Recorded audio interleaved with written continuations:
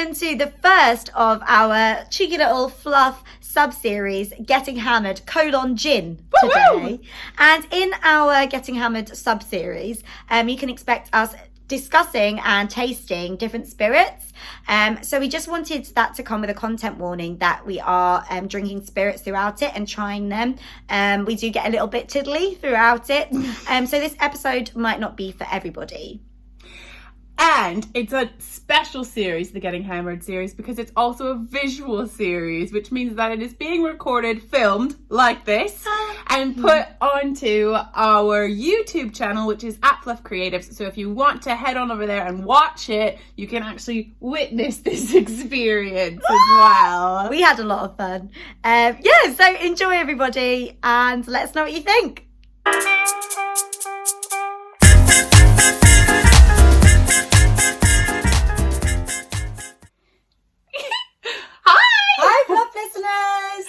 Hi. It's so exciting. We're trying something new. Yeah.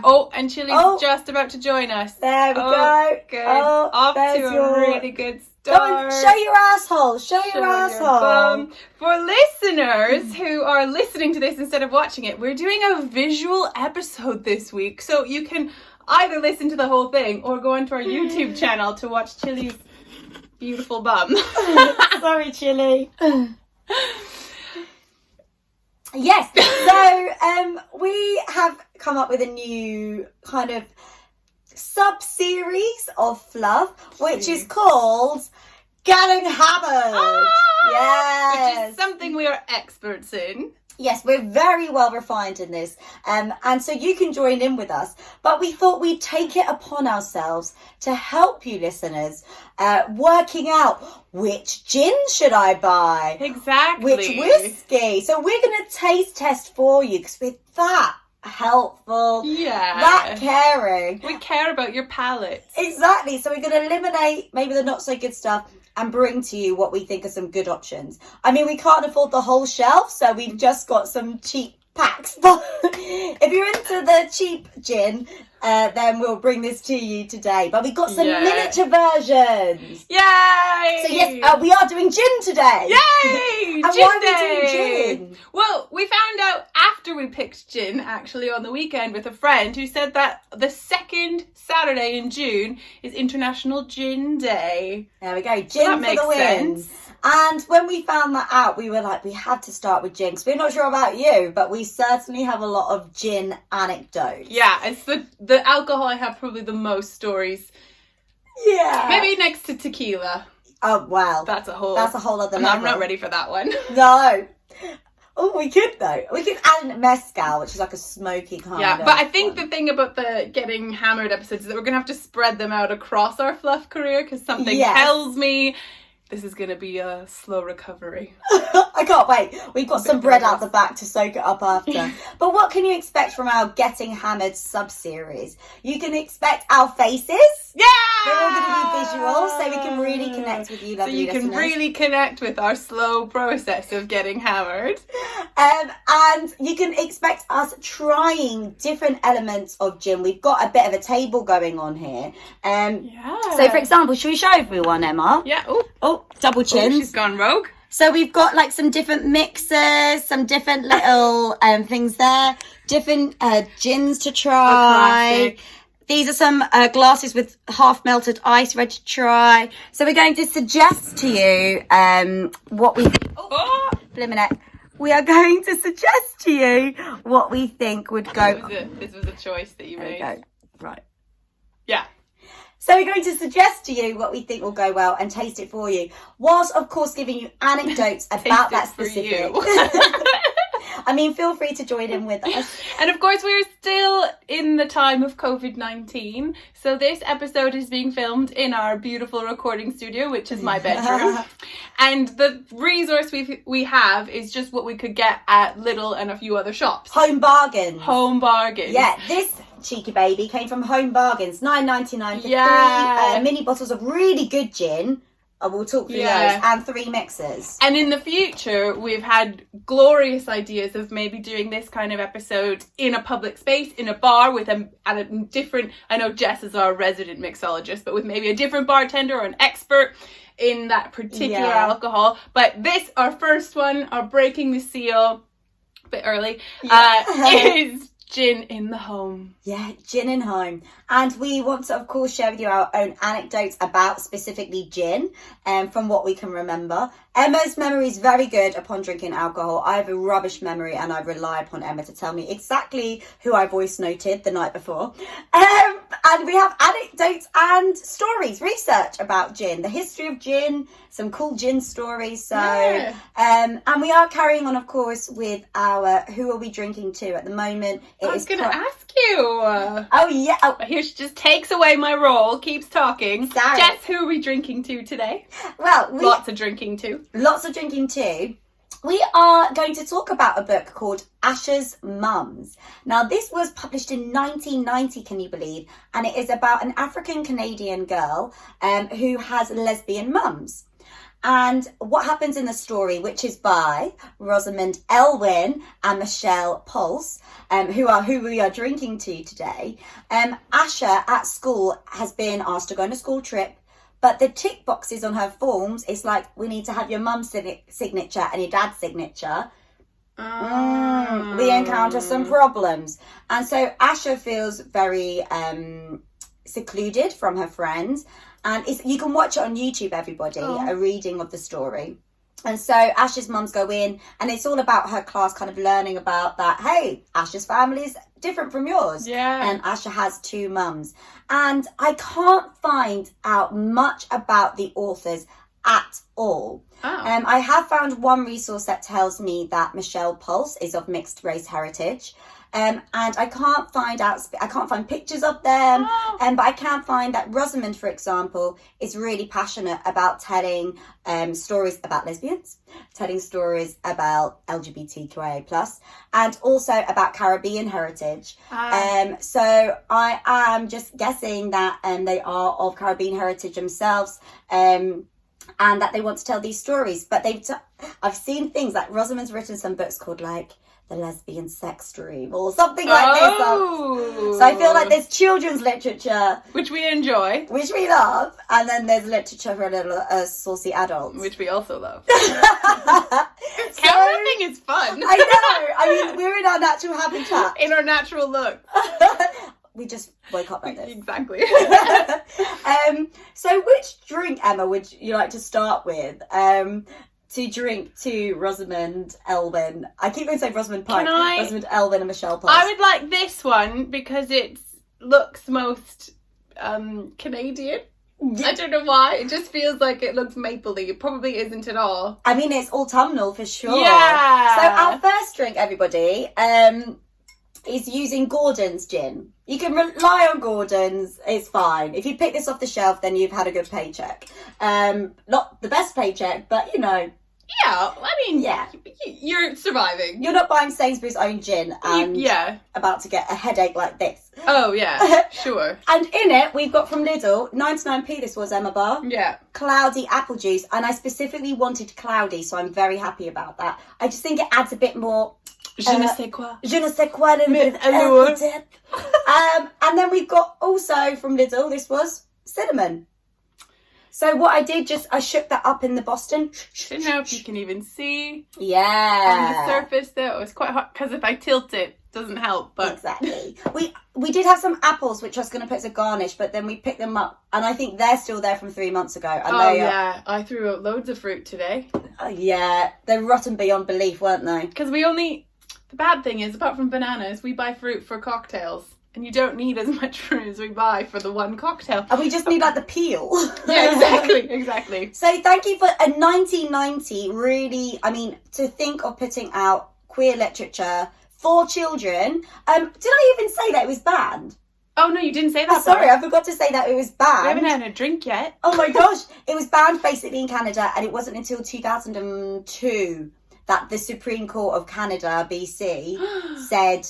no more discrimination, please include this in your literature. Oh, so it's banned. This is why I didn't read it as a kid. This is why This is why I needed this as a kid. Little Emma. So little Emma as well. Oh, Rosamund and Michelle. Cheers. Cheers. Cheers, listeners. Oh, she makes them strong, though. Oh, I put 50 mils per glass. Yummy. The cinnamon and apple is like a real dessert. It's delish. Delicious.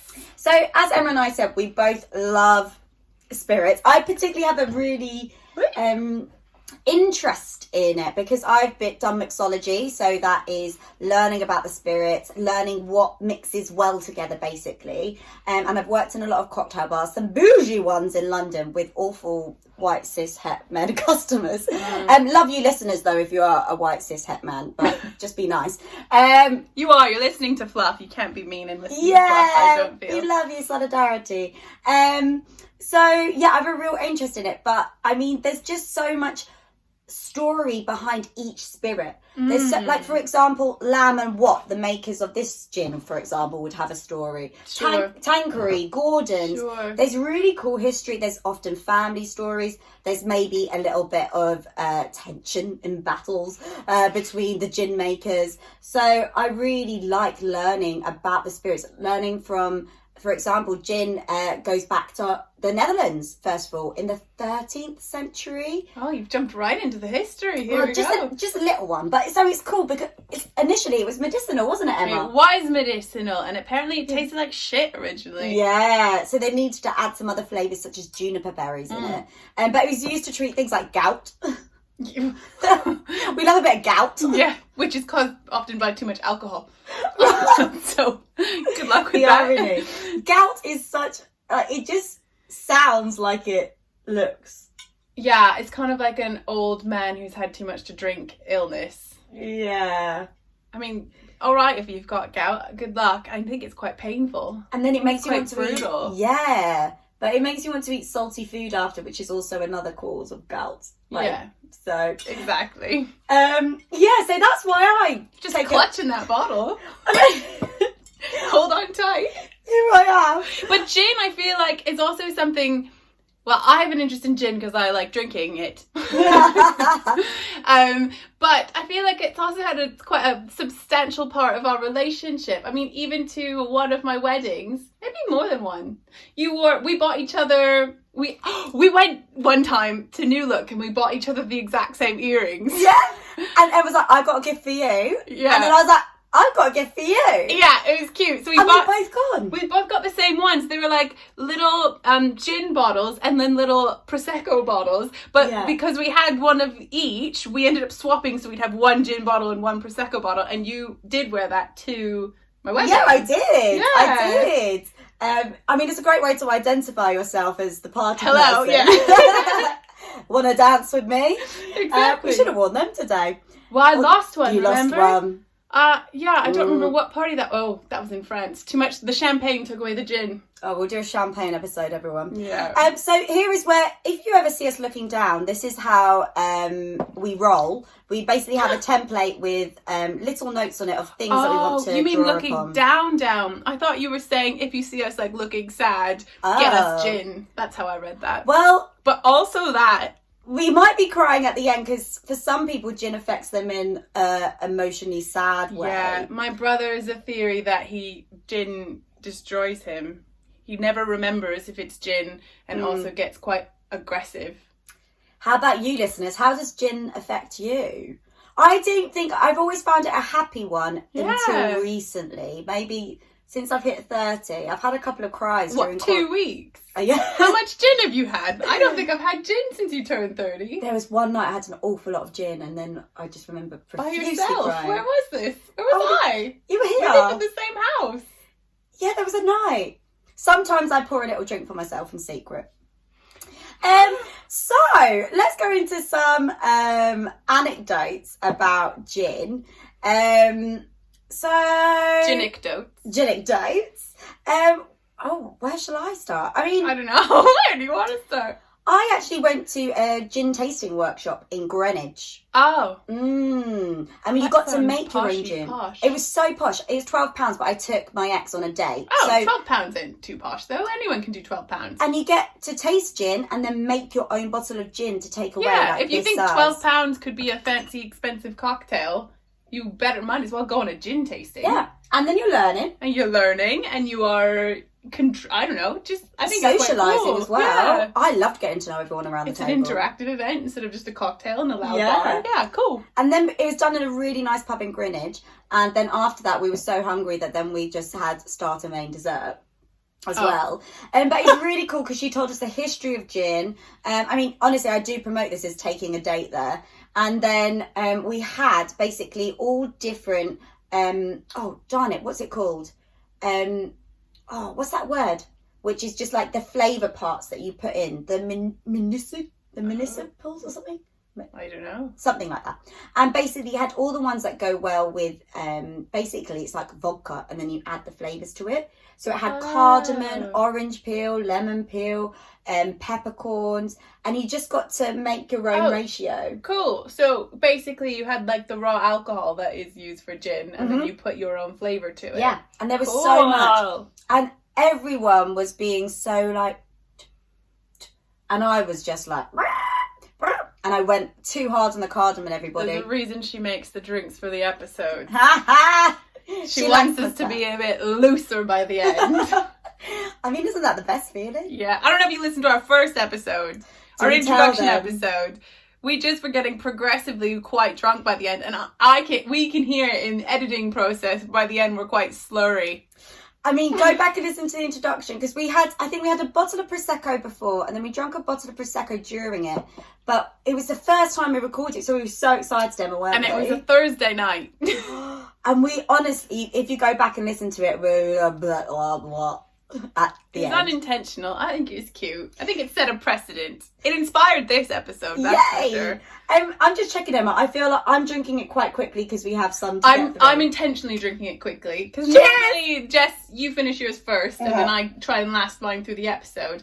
But on this occasion, we have a plethora, so that's just not possible. We know you're dying to see us get a little bit tiddly. Yeah. But that was my first little anecdote. And my recommendation to look up, especially in London, you can do like spirit workshops and just take some. Yeah, it went down well. Do you know, I remember my first time tasting a gin and tonic. I feel like it's about to sound quite bougie, but I was in a bar in Prague and I was under 10 years old with my parents and their friends who lived in Prague who we were visiting. Nice. And they ordered a round of gin and tonics and I ordered what at home we would say Sprite, a lemonade. And they put the wrong one in front of me. And as a kid, I dove in hard and took a big... And it was not pleasant when I was that age. What happened? Well, I swallowed it, obviously, once it's there. But, yeah, we swapped round. But I just remember after that, I thought, oh, do you know what? Because at that point, as a young kid, I knew what drinks I liked. What, a 10? Yeah, because I used to drink my dad's beer. I loved beer. I've always loved the taste of beer. I loved the taste of wine. But I didn't like that particular. Yeah. And you know, if we had blender drinks, maybe not 10, but like by 12 with rum, I knew what that tasted like. And that was cool. But no, this one. So then I feel like it really stuck with me for a long time. And I thought, oh, do you know what? I hate gin. And so then I didn't drink gin until I moved to the UK, and it was like the drink of choice. Yeah. And it really has boomed as well, hasn't it? Yeah. We had some statistics, didn't we, Emma? You do. So as of 2017, in the UK, 51 million bottles of gin were sold. And that's 27% more than 2016. So in 1 year, 27%. I feel like also like the artisanal gins have become such a big thing. Everyone's like, oh, I'm having this, blah, blah, blah. You go to gin distilleries more now than you maybe would have 5 years ago. Yeah, and then those really big gin glasses are suddenly in all the pubs and all the bars. And pink gin is a huge thing. Rhubarb gin. Yeah. Or, like, honestly, I went into Lidl. The gin options were ridiculous. Like Parma Violet's gin. Oh, yeah. So much. Yeah.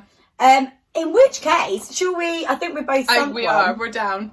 This is one that I think if you are... Are we tasting them raw? Yeah, okay, cool. We think we taste them raw, and then we can put some mixer in to make it palatable. So I'd like to start, Emma, with this one. I love this one. This is what I mean by...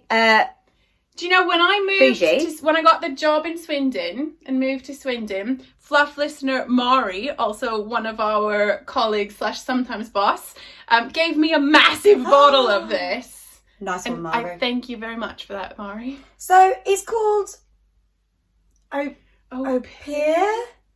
Oh, it has got a UK flag on it. Oriental spiced. Of course. Oriental.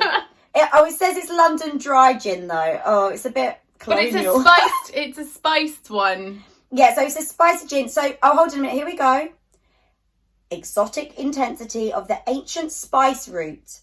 So, cubebs from Indonesia. Cubebs. What are cubebs? Nobody Black knows. pepper from India and coriander from Morocco. Oh, gorgeous. Gorgeous. So... Do we have, something to just try this in without stuff in it? Should we swig it from the bottle? Oh, right. We're going real classy. Oh, God, Lord. I really do love this one. I think it's, genuinely quite gorgeous. It's got a nice little ribbon around it. You know, in that classic British colonial way. I think it's quite funny that gin is the British drink. Like tea is a British drink, but neither were invented here. No. We do make it here now, but it's not from here, you fool. Yeah, and Italy, it went kind of Netherlands and then Italy really claimed it. And then, of course... Well, am I doing the first swig? Yeah. Swiggy-swoo. Swiggy-swoo. Ooh, I'm going to red lipstick it, but sorry. Please do. I'll top it up with some pink. Oh, it's a treat. You know what? There's no burn on that. There's nothing. That's beautiful. You know, Emma, when you did your look away, I thought that was you gagging, but actually you were... I was just reveling in the beauty of the flavour of this one. Her head was rolling in pleasure. Amazing. So... this is one, don't do this, but you could drink that one straight. Shall we? No. It's the number one. It's number one. I think let's check. 40%. A bit worried about our... So it tastes... There's a heat kickback. It's definitely... it's definitely the coriander. Yeah, the black pepper. Emma, whilst you pour us that... I'm going to check up It's cubebs. the sort of cinnamony... Do you want it in... this one? There's too much water. Oh, do you know what? The cinnamon's quite nice. Should we put it with the cinnamon? Yeah, I'll go. I'm just going to Google cubebs, everyone. It's very spicy. It's very flavourful. It's got a kick at the back. It's warm. It's super warm. Not just because it's alcohol, but it's that... It's not very much. It's not... So we'll just... Should we pick a mixer? So this is where we can pick a mixer. Do you know what do you think? Well, we've got all these lovely... show what we got. We've got some tonic water, various tonic waters. We've got a natural one. Mm-hmm. We've got a hibiscus one, which would mean... So hibiscus is a quite sour kind of flavour. And then cucumber, which is going to be your cool flavour. But because this one is spicy, I almost feel like we need to go back to where we start. I almost feel like it needs to be not a tonic. Well, you've got the vision. You make it happen, my love. I'm right here behind you. Because it's just going to be a sip, isn't it, really? I feel like a splash. A splash of apple would just go so well. And that would be on the same vein that we are already on. Amazing. Everyone, cubeb is a pepper from Indonesia. But I don't know if you can see this. Let me get it up big. So basically it's double pepper and coriander in this one. Can you see, my loves? There you go. Look at that gorgeous peppercorn. Delightful. So, pepper on coriander. It's really got a nice there we go. heat to it. So, here we go. Should we give it a score out of 5? All right. Or gin rating out of... The gin itself. Not this cocktail. This cocktail's a piece of poo. I just mixed it right here. But the gin itself, actually, should we call it, is it fluffy or fluffy? This is our... Yeah. Fluffy or fluffy. Obviously fluffy. I'm biased though because I already know I love this one. Well, what's it gonna get? A fluffy. I'm gonna go fluffy. Hey. I would maybe put this with orange. It'd be very good with orange, but it did take up the cinnamon quite well in the apple. So we recommend this one, listeners. It's worth spending out if you want to buy a nice bottle of gin. It's worth spending out on the Opihr. But like a lovely gift as well. Oh god, and it smells gorgeous. I kind of want to put it in an incense burner and get those fumes going around my room. What, gin? I'm just gonna just fire, because we'd catch fire, wouldn't it? See. See. It's fiery in your mouth though. Back to some anecdotes. I want someone to describe me that way. I describe you as fire. Fire in your mouth, though? Well, I know Ingrid would. Like, there's no ifs or buts about it. I think I've heard her reaction.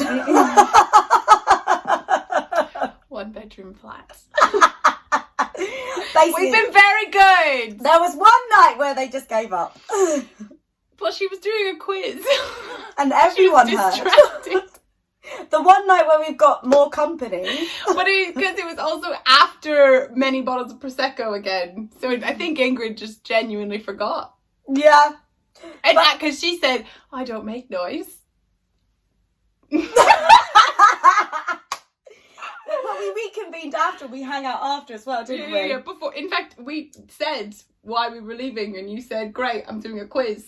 So there's no. Yeah, I gave you full on permission. I was like, well, you don't need my permission, but I was just like, fuck it. Please go. Yeah. I mean, anyways, I say, speaking of Ingrid, my main gin anecdotes is it was oh my god, yes! the basis of our first date. We genuinely think, and I don't think this is an exaggeration, that we each had 14 gin and tonics. Bloody hell. Yeah, because we went to at least 6 what happens bars. after 14 gin and tonics, Emma Bar? Well, similar things to what happened when you do a quiz. No, but it was really cute because I met her and I was actually going to have a beer because I genuinely thought, everyone, that I was going to meet Ingrid, have a couple drinks. Maybe it's just, basically, I just want a queer friend in Swindon, so I don't think this is a thing. Obviously, that didn't happen. And so I said, oh, I might have a beer. And she said, I'm going to have a gin and tonic. And I thought, oh, do you know what? That sounds cheeky. Let's have a gin and tonic. Because I was teaching in the morning. And then, oops. Oh, if you ever employed me, just forget that one.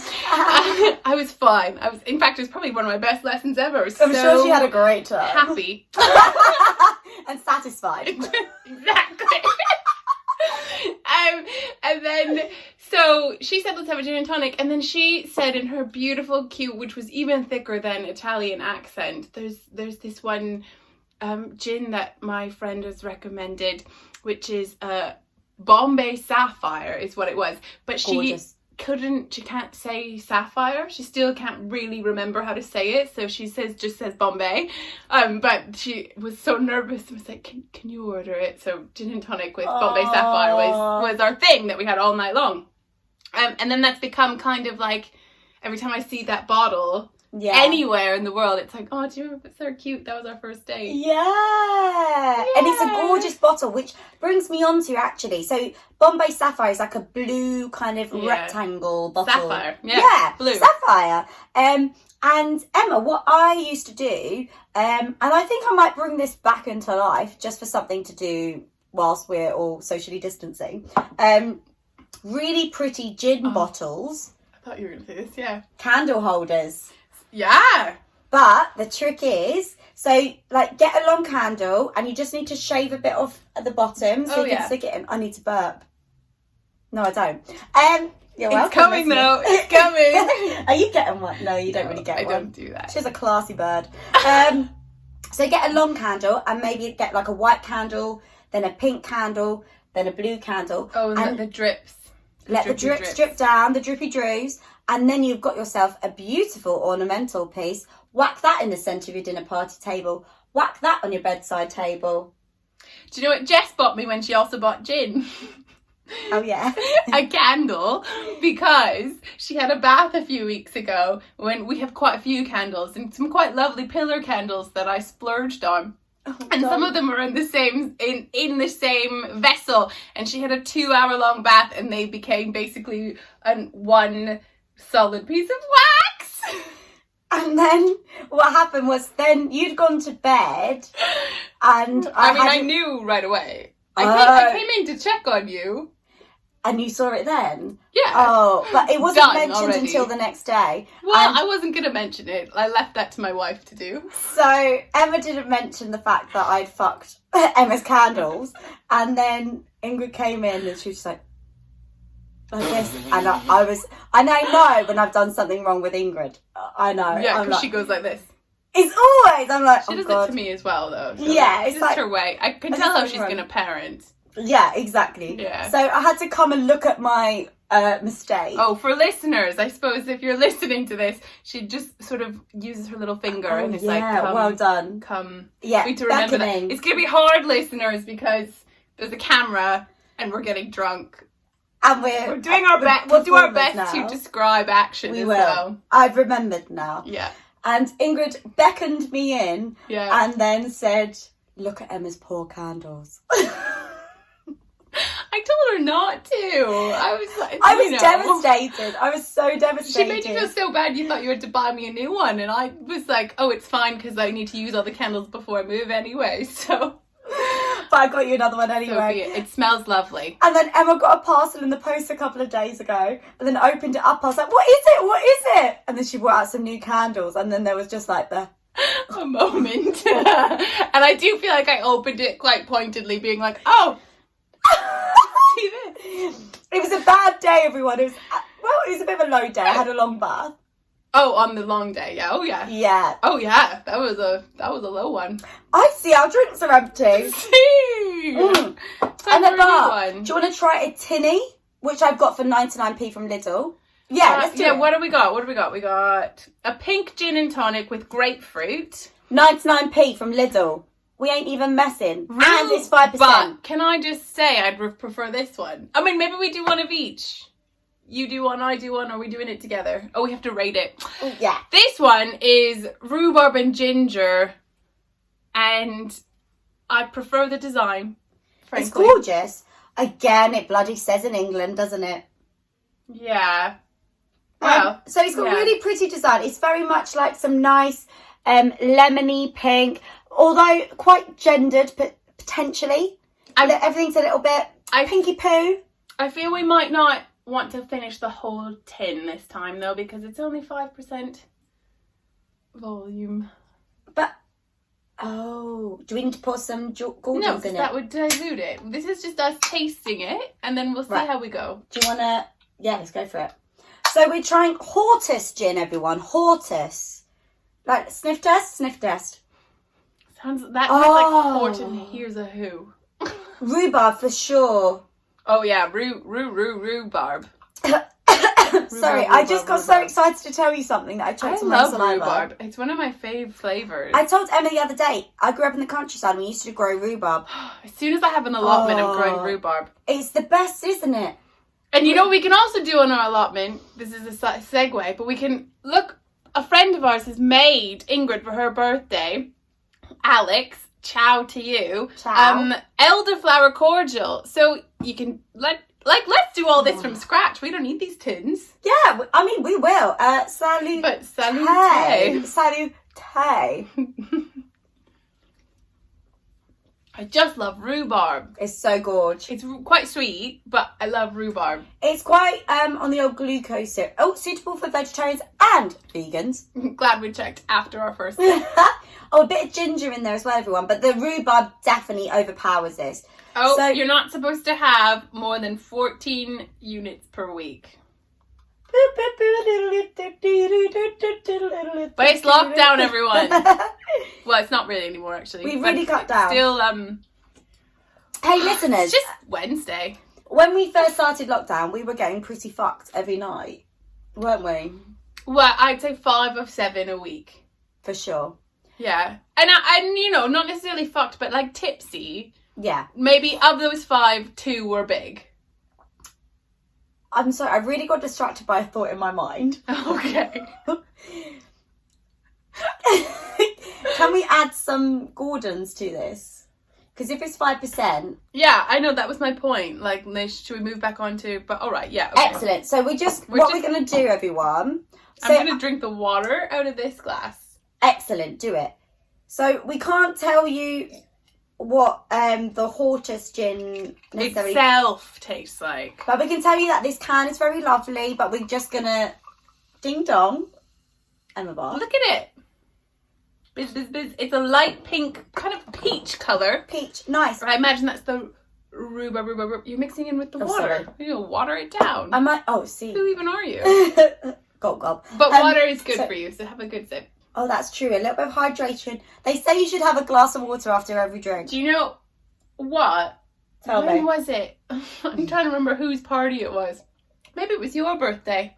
Is that? I was really okay the day after because I drank so much water. And my sister-in-law is this genius person who just gets everyone, Ryan, she just asks everyone to remind her to have water around. Yeah. And she just like has a whole massive glass of water every 2 or 3 drinks.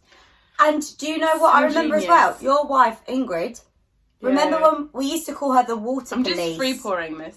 Please do. I'm just going to chuck that over there, ready to rock and roll. So we call her the water police because she doesn't do it anymore. She's given up on this, but she used to just... She's the worst now. She's like, keep your glass full at the moment. No, of alcohol. But she used to just always, before you knew it, you thought you were getting like a little bougie Prosecco in your hand. Yeah. But you were getting a glass of water. Yeah, but in a good way. Do we need a little stirry Yeah, stir? I think so. It's all going to be up So, the just tippity to top. show you what a true mixologist I am. Emma Butt, would you like any garnish? Si, por favore. I'm going to take a lemon with this one. A limone, as they say in Italia. Let's see. I don't want to waste any little bit, so I just suck the spoon.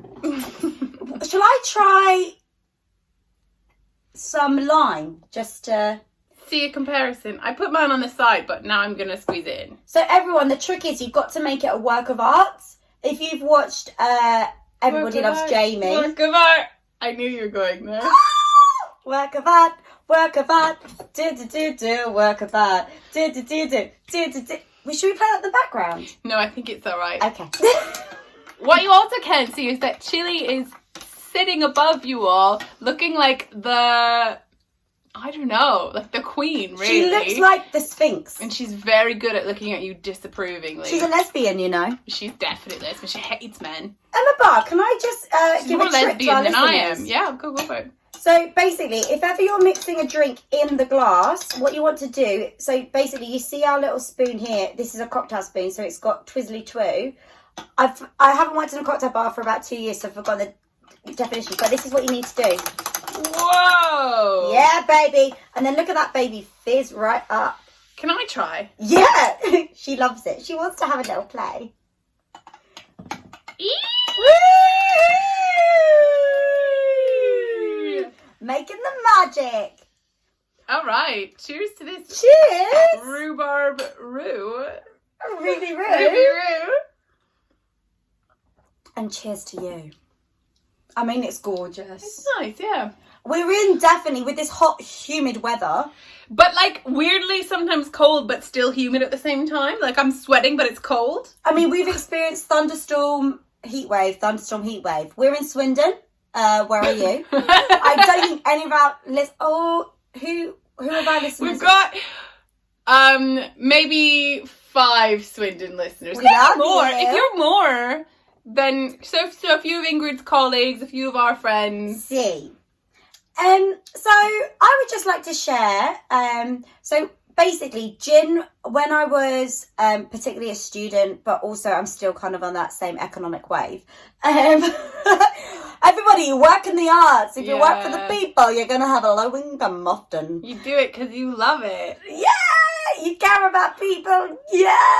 But also you get to get drunk on camera. So, you know, there's pros and cons to I know. work in the arts. This is literally our working hours. So back then, the thing about gin is that, say you have vodka and soda, you can't really cover up the cheap vodka. Whereas if you get cheap gin and you want to have a bit of tonic with it, it's easier to mask that kind of horrible flavour, right? Oh, yeah. But when I do go to cocktail bars, I would just like to, I just want to tell you about the gin cocktails that... Beyond the gin and tonic. Beyond the gin and tonic, The which I love. G&T is like your gateway.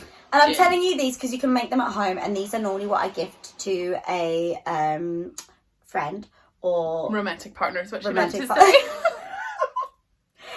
If you want to impress somebody you want to bang, there we go. So, gin martini. Now, Emma Barr does not like the martini. I've never had a gin martini though, so I maybe would like it with the gin I like. But basically the problem is, if it's vodka, it tastes like my first vom. Exactly. Emma is quite opposed to vodka, so I would quite like to test her on the gin martini, which is basically, there's so many variations. You can have dry martini, which means no vermouth. A wet martini means a lot of vermouth. If you want a dirty martini, we're going to whack that olive brine in there like there's no tomorrow. Okay, so gin gin. Here we go! And so, how are you feeling? Yeah, you know, good. Fluffy. The French 75 is my classic, like, dinner party. So what it is you want to shake up per glass, like 25 mils of gin. Shake it up. I mean, obviously, if you're making en masse, do more. And then you want some fresh lemon juice. You want a little bit of sugar syrup. And then you shake that with some ice. Pour it in your flute and then top it up with Prosecco. French 75. So you're not just offering your guests Prosecco. You're also offering them gin. She's all about how much alcohol can I fit into my drinks. I love it. And then it just whacks people in the face. I mean, ask them if they want to be drunk first. Yeah. You might know the Bramble. Yes. Bramble is blackberry flavour. Okay, so we're adding gin to blackberry. So you might want slow gin for that one. Everybody, slow gin is like where you got your berries added in, and mostly like your blackberries in that. Negroni Italia, which is gin, which is oh bloody hell, martini rosso, so like dark martini, and Campari. I think so. Yeah, it is. Sorry, I never ordered Negroni, but you know, I love it. I should. Honestly, I used to have Branch these. out. I don't usually have a bar in my house, but I had a breakup last year, and then I moved down there, and then I haven't had a bar since. I haven't been Everything comes out when you have gin. Honestly, it's like, and the final one is the aviation, which is gin with shambled, which we've spoken about so much on Fluff. It's a blackberry liqueur. It's because it's the only liqueur we have in the house. £9, can't beat it. So those are some of my favourites, but Emma, Hendrick's gin. Yeah. So delicious. And that is like your fresh cucumber. Hendrick's gin. Oh. And a visual. Oh. Goodbye, cucumber slice. So Hendrick's gin is really nice. Emma, what's your favourite, what is your favourite gin? Is it the one that we tried today? The one we tried today is one that I will order if I see it. I also, obviously, as I've said, Bombay is has a really warm place in my heart. But actually, this is a gin that also that also has a warm, special place for me. And this is also partly because of its memory associated with someone, but also really good gin. Plymouth gin. So I went to Plymouth with Ingrid and her brother Andrea, and we went to the Plymouth Gin Distillery and had copious drinks to the point where Andrea started talking more with his hands and broke a couple glasses. Oh, so he was so you embarrassed. Need to see a picture of him, little guy. actually. Oh, he's gorgeous. He's gorgeous. And now it's like the gin, whenever we're somewhere in the world and we see Plymouth gin on the rack, we send a picture to each other, and it's like this cute little brother-in-law, sister-in-law moment. But it's a really good gin, so I actually would pick it out of just a love for it as well. It's also a really pretty bottle. Yeah, it's a nice bottle. All about the candles over here. So, and that's nice. So what are your memories, listeners, of particular brands? Like, I suppose... Are you a person who, if you go into a bar, into a pub, if you say gin and tonic, are you a person who asks about, like, what is your house gin? Yeah. So your house gin, sometimes Gordon's, it might be. But quite common, that one. Quite common, your Gordon's. Tanqueray would not. You want to check on that because they're going to up that price a little bit. So always ask what is the house gin, because and also because if you're on a budget, be careful because there's sometimes is a cheaper gin than what they're going to give you. Yeah, but that's the thing. I suppose that's the difference between a real like true interest in the flavors. Yeah. But then I always ask the price because I don't want to be. I'm still somebody who, if it's going to cost me £2 more, I'm still not going to do it. But basically, you can say, I want a gin and tonic. They're going to give you the house gin, which is just literally in front of them in the racks, ready to pour. But if you say, what gins have you got? Check in what the price is. But then you can have a lot of other options available to you. It's usually so many because it's so trendy. But what you said before as well really rings true, that gin in a club or a dirty bar is your safest bet for spirit. For hands down, it's going to be your good. So like most of my gin and tonic memories are us in clubs being like with your crew, 7 gin and tonics, please. Yeah, cool. I feel it's the go-to, like even vodka soda lime is just for those people. Oh no! I mean, I've been do that. I did become a bit of a vodka soda lime girl at one point. I'd rather do gin and soda than vodka soda. That's my vodka issue. I agree, because vodka is so disgusting. But I take that back because I do love vodka, because I found the good ones. Varnish and vomit. See, it's not the best. I understand people who might. Oh, it's just that. Right, I'm going to say it. It's that annoying drink, which is that if you're watching your weight, if you don't want to do all of this, then vodka soda lime is the drink that people go to. Yeah. And it's promoted in disgusting magazines, you know the ones, which is just like, oh, just drink a vodka soda lime. Can you hurry up? Because we've only got a few minutes left. And we've got a few more drinks to go. We haven't downed a drink in ages. I'm downing it in 2 big drinks instead of it being like a proper downing of it. Well, we're going to maybe swig these out of... We've got 2 more to come...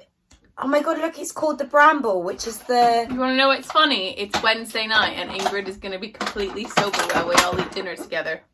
This is what's coming next, everybody. Sorry for the packaging sound, listeners. So, Emma, do you want to whack in some of... No, you don't. In this, I want to taste that fresh. Oh, no, I was going to say, do you want to talk to our lovely listeners about... Oh, as in whack into the content. Whack into the content. Right, everybody, this is the Fluff style of saying content. C-O-N-T-E-N-T. Content. I don't know that story. What happened? So this was one of our first nights of lockdown after we'd announced Fluff. And we were obsessed with creating, we were like, oh, we need just like a backlog of videos and pictures of us to put on our social media. We didn't end up using any of this because we tend to do it per episode and with a bit of finesse. But on this particular evening... Do we ever have finesse? On this particular evening, we had a lot to drink. Like quite a lot. Like this might have been our peak of lockdown. And we were just producing videos and images galore. Wearing what? Well, this was the bikini night. Yeah. So you might have seen, actually, there are some of us in the bathtub that look quite sexy. And then beyond that, you must know that this shoot and video selection lasted until the wee hours of the morning. And at one point we took a video of us speaking to our future selves, as in the next day, about what we've been doing. And Ingrid said, we've been making some content. And Jess just sat there and went, C-O-N-T-E-N-T. Content. As if it was like really a revelation to everyone. It was cute. But then the next day, then there was this moment where Ingrid went, everybody, we recorded a video last night on the laptop. We forgot this one. And we were literally in front of the camera like this, and then we were like, hi, Ingrid, this is your future self. It was a good time. We had fun. But it did damage us for the rest of lockdown, because that was sort of the end of our party period for a bit. Listeners, right. I thought, so earlier I was trying to find a video of a specific dance class that I taught 2 months ago on my phone. And when I was going back through it, I was seeing the photos from initial lockdown. Now, we were all devastated. We were really trying to get to grips with it. But I feel like we laughed so much. Well, I think so. and burped. I think we all were being very realistic about the situation, because I mean, Ingrid's home country and my home country, Ingrid particularly was suffering and had been very serious about it, and my country was taking it seriously. So we were very like, okay, this is a big deal, and we had decided to social distance and self-isolate in advance of lockdown. Yeah. But at the same time, we were like, I don't think we'd completely understood emotionally that it was going to be 3 months of living in this flat together, right? So we were kind of like, amazing, Jess is staying for 3 weeks, we're gonna just party as well. Yeah. Like, there was two sides. We'd lost work, so we were like, okay, let's just have fun. I think that's the difference that maybe I felt, and maybe I feel like maybe we both felt, is that listeners, right, during the last, I'm going to say month. So we did the 2 months of kind of like, we're living this pandemic, we're hugging each other, we're supporting each other, we're crying, but also having wild times. But I think it was partly like because there were times in the day where we were like so low, so scared for the world, so scared for ourselves and our careers, that we were like, well, at least we're together, let's have a drink. Whereas now, in the 3rd month, I think what's happened is that we've accepted that this is like, we can't do this anymore. This is how it is. We need to carry on. And so I feel like Ingrid's work has gone back to normal-ish. Yeah, she's back in. You're still studying and working a lot. Yeah. And my work was still quite low in Just a way. got a new job, everyone! I got a new job! That's going to pay for more than her rent. Yeah, it's good. It's going to help pay my rent that I haven't paid for 3 months. But it's really great, because what it is, everybody, is I'm going to be working in East London with people who are isolated without internet, and also people who are from a low economic background and therefore are not able to engage in certain activities. And basically all I have to do for 3 months, the contract is just a lot of work. It's a lot of work. It's going to take a lot of outreach. It's going to take a lot of conversation. But basically for 3 months, I can just go and talk with people and deliver socially distant dance classes in the park. I can... Zumba! Zumba! She's a certified Zumba instructor. So if you want someone to run Zumba for you, please hire Jess. Oh, thank you, Emma. Yay, it's true. But yeah, so I'm really excited because I've really missed delivering to people. I think that's such a big part of both of our identity that it knocked me for 6, everyone. I was like, how can I for 6 days out of 7 for the past, like, I don't know how many years. Oh, but sorry. no, but as in like career-wise, for the past how many years, I've been working with people, and then to suddenly not be teaching is like... And even, I think we're both sort of recovering from, even teaching virtually is really impersonal. Like, it doesn't feel the same at all. There is a feeling of distance, and we both just sort of miss being in the room with people who want to learn or having fun. Yeah. It's like having a laugh with your participants. We didn't realize how much joy that gives us and how much energy we get from that. And so there's been this sort of like month 2 of lockdown was really a low month, I think, for both of us. Month 3, we're now like, okay, this is our new reality, we're working hard. But month 2 is, we've gone a bit tangenty. Shall I bring us back to gin? Bring us back to gin. Maybe we are demonstrating. I mean, I am drunk. I'm not. Yeah, you are. No, I am not. Okay, can I explain? No. Listeners, here's the thing. Jessica will always say she's not drunk when she is the most fucked person at the party. No one will ever know. Everyone will know. What? You do not hide it well. I thought I hid it and well. And you will always say, what? No, I don't feel anything, when your eyes are crossed. Oh, no. I didn't know that ever happened to me. I mean, she's a little person, of course. Like, she has quite high tolerance for such small little being. I thought, oh no, I need to burp again. Here you go. Can I tell you some of the history? Oh, shall I pour us a drink? Well, I know that we need to do a taste test of this here Brambles. And then I'll tell you the history of gin. So we'll do this, then that. Yeah, see. So next we're trying this one, everybody. Brambles. Oh, look at her. She's so cute. It's Made in the UK. It's made in the UK. It's rhubarb and ginger again. Oh! But, you know, theme. Emma, what would you like to put with this? Should we try? Oh, we're going we to need to taste it first. Right. Tasty too. Oh no. I didn't like it. Oh, it smells quite sweet. It does smell a bit medicinal. But it was medicinal in its historical context. I have a quite gross thing that I think it smells like. Lube. What? Tell me. No, I'd lick that off. I got a bit of like... I don't got anything sippy-soo. What are you saying? Sick. Like vomit. Like it smells like vomit. It smells to me like a lube I once used.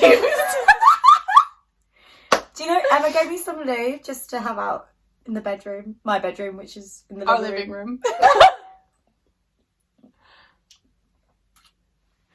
Okay. Hate it. I hate it. I think this is probably like not even worth the word fluff. That's disgusting. It's sweet. I don't think it's disgusting, but it's quite sweet. Should you just drink it like that? Or should you try it with a mixer? It doesn't even need a mix. It doesn't need a mix. It's so sweet. Does it say how much sugar is in this? It's disgusting, listeners. Don't ever get the Bramble gin. Okay, so it's only 20% as opposed to the other one, which was the full way. No, I think it's not just the Bramble. I mean, Bramble might be amazing, but the Bramble rhubarb, the flavoured one, is quite sweet, sweet, sweet. Oh, she's going straight to the next level. Right, I'm just checking that this is 37.5%. I'm just not looking for the 20%. I feel like it's a bit rude.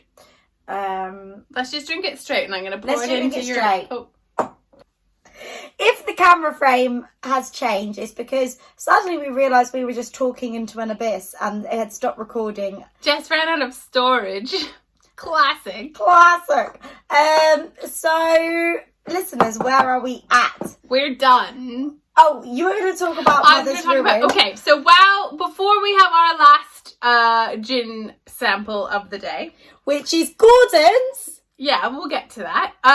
Just really quickly, because when we were talking about gin, I wanted to look up, I looked up gin, I typed in gin conspiracy, because I wanted to make sure that there wasn't any sort of like really shitty colonial thing to do with gin. You've got to check your colonialism behind I didn't everything. want it to be that people... that people were, I don't know, picking the berries and weren't being paid for that. I mean, I just was like, do you know what? I'm going to check. Did a really shitty person start gin? They didn't. Yeah. But I did find it a conspiracy. Okay. So basically, in the mid-18th century, gin drinking was fucking massive. Is it? It was like, but it was problematic because people were getting plastered on the regular because it was medicinal. It's an interesting, almost feminist issue as well, because it was one of the main alcohols that women were drinking because it was in the home. So There was lots of like, oh my God, my wife's really fucked right now because she's been drinking gin all day. All day? I know. So you could get gin in any bar, any pub. It was like a really common drink, and it was affordable because at this point the government had put up taxes for any imported alcohol, in particular any alcohol from France you couldn't afford. So it was a classist issue as well. Like gin was the affordable drink. And so people who didn't earn very much money were drinking a lot of gin. Right. To an unhealthy amount, obviously, because you don't want to just get hammered on any normal day. And it was at this point in time safer to drink gin than to drink water because the drinking water wasn't clean. And so they can't afford any other type of alcohol. They're drinking pure gin. Like pure gin. Without any of the little lemon peel, orange peel, essences. Like if you think...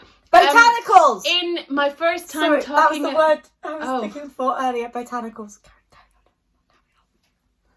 In Oliver Twist, Nancy asks for the gin all the time. She's drinking gin the whole play. Jesus. The whole story, the whole book. She's drinking so much gin. And she sings the song, doesn't she mention gin in one of her songs? She sings about it, yeah, in It's a Fine Life. What did she sing, Dancing on the Tables? Oh, in Papa. In the musical.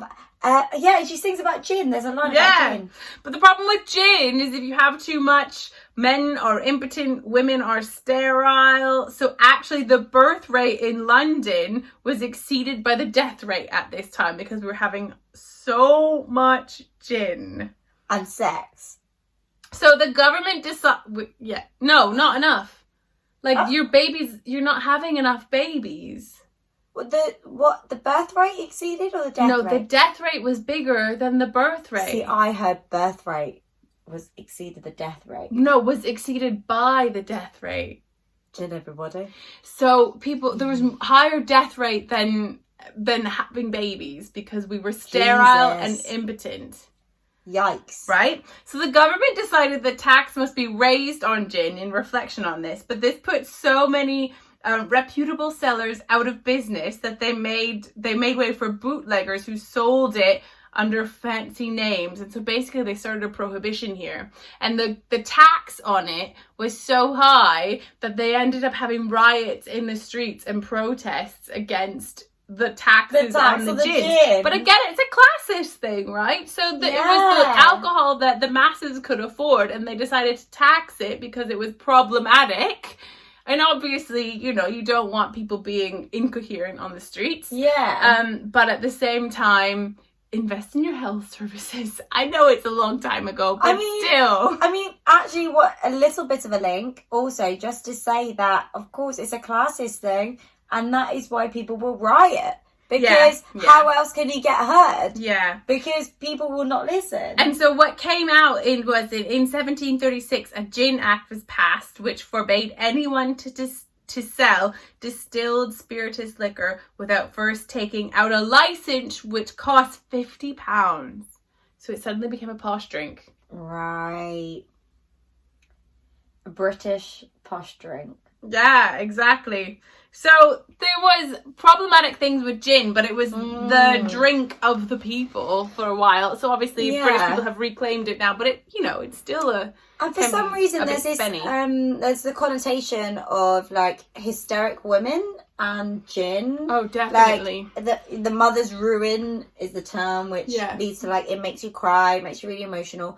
And I think I heard that, but I never really felt it. So but again, that's because it was like the drink that women could drink at home. Wow. Could they drink Gordon's premium pink distilled gin?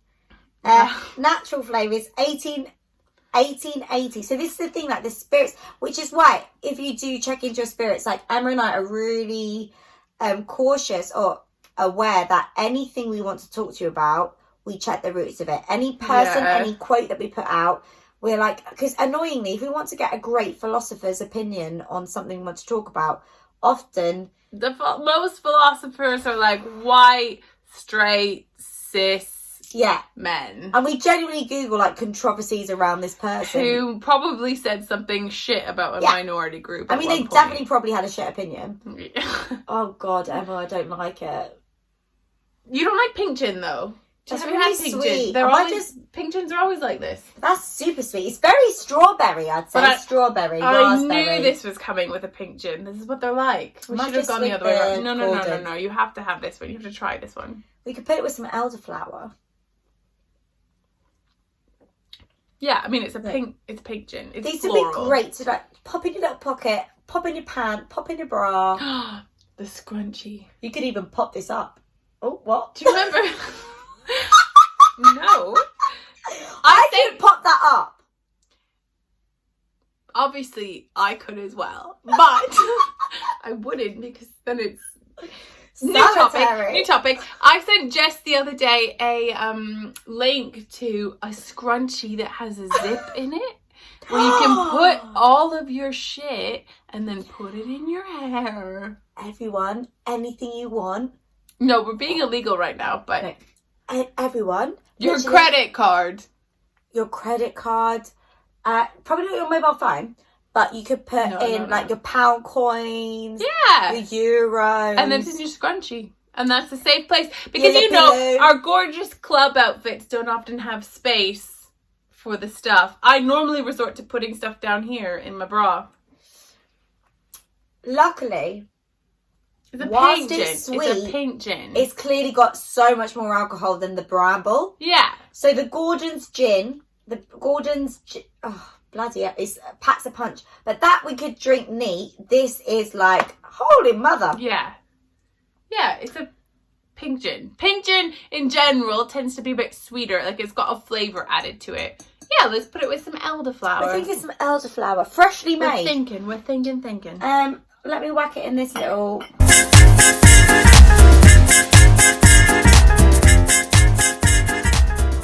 But So we're now on to Gordon's pink gin. And what did we just what did we just pour into it? Elderflower! Fresh elderflower Fresh cordial. and free. Courtney. It's called Courtney. It's from Orchards. Bloody hell, it's got alcohol in it. Elderflower cordial with alcohol content, 5.5%. Oy. Should we drink just some of it on its own? This is from Dartmoor. Now, Dartmoor just reminds me of like bleak but gorgeous. Like in Dartmoor, there's some ghosts. In Dartmoor, there's some like flicking stuff on me. Oh, with sorry. that. It's got like rained on. Just open your mouth and catch the alcoholic drop. Using her stir stick vigorously as a conductor stick. So we're putting some elderflower cordial in this. Obviously, there's the classic elderflower cordial, which the green is bottle. classic. Yeah. This one, oh, I can see the word cake. Why does everything suddenly come back to olden Britain? So Everything does because that's the history. this is actually interesting, you know. On the northern edge of Dartmoor has a fascinating history.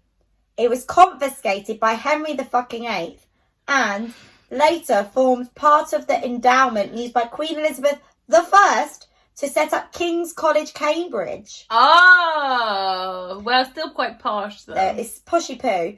The fine white flowers of the elder appear in our hedgerows in the early summer. We handpick the flowers and steep them in spring water to make the aromatic elderflower syrup we then add to our apple cider. Oh, this is cider.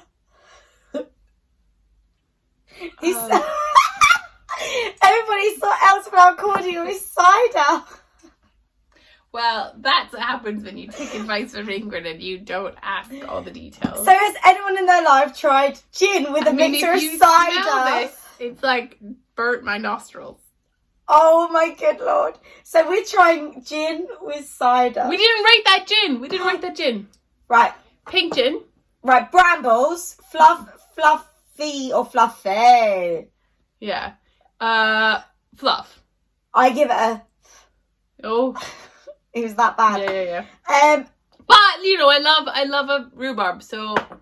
You know, if you're someone who's new to gin, no, but hear me out, Jess. oh People, you are.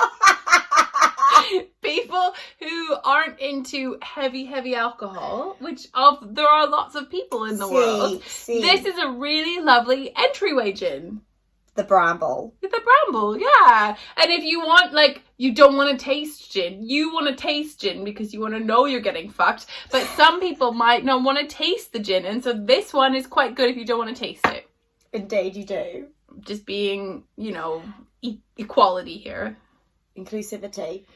The Gordon's Premium Pink. Fluffy or fluff? Yeah. You go first. Fluff. I'm going to say fluffy. I like a pink gin. There we go. But it's not you let us fluffy. Know. Yeah, not. I mean, so basically, I'm trying. I think this is our This is our order. So basically, the winner of today is. There's a lot going on in that glass. Does anyone in the history of life mix gin with cider? I kind of like it. I bloody love it. Well, that went down in a treat. You just shot it, everyone. Yep. So, I think... All right. Was this have... Hey! Was this our favourite? Yeah. This is our favourite, everyone. The Opihr. The spicy flavour. Yeah, gorgeous. Everything worked really well. Believe it or not, it's a Fluff discovery. So let's let Fluff now lead the world, because we have discovered that pink gin goes really well with cider. Jess has discovered this. I did not love that, so taste it first. I mean, it's great in a shot. I mean, I didn't really taste elderflower it. cider, though. It's quite a thick... It wasn't just like normal cider. I mean, it slid down my throat quite nicely. Like, just be careful. Just, you know what? The learning is, try your gin with different things. See what you like. Don't listen to us. I mean, we didn't even open our mixer bottles. We had no tonic. We had no tonic. We have a plate full of cucumber left and a plate full of lemon and lime. But these are... We're going to go and eat some soup, which is on the Eat something stove. a bit more carby than this. Fluff listeners, how do we round this one up? So this is our very first episode of Getting Hammered. And also visual. Visual! We are not being disrespectful. Basically, we just want to show our true selves. And oh my, should we start again? I don't know what you're saying, though. No, don't start again because it's funny. But what are you saying? Basically, thank you. Chili Cat is looking really cute. But basically, we just wanted to bring you... Have a drink with you. Yeah. Like, basically... It's like a Friday night. So on a Wednesday amazing afternoon. friends have been like, oh, it's so nice. It's like, when we listen to Fluff, it's like having a drink with you. So we thought, do you know what? Let's do a thing and have drinks with people. Can I say one thing? No. So something I never noticed when we're chatting. Emma Barr, See? as a person who looks at me day in, day out, 24/7, See? why is this vein in the middle of my forehead Oh. like so prominent? Look at me dead on. It's Where? Which one? like the one that I've looked at for the last... Point it out. Like... Here. Here. I don't think it's so prominent. There's a certain light that just... Look, there! Okay, see. But look, everyone. Your faces are beautiful. Your faces are you. So do not judge a vein, because a vein means that you have blood that pumps from your heart to the rest of your body. Well done on those pumping hearts, Fluff listeners. You know we love you. Get in touch about gin. Anything about gin. Any of your gin stories.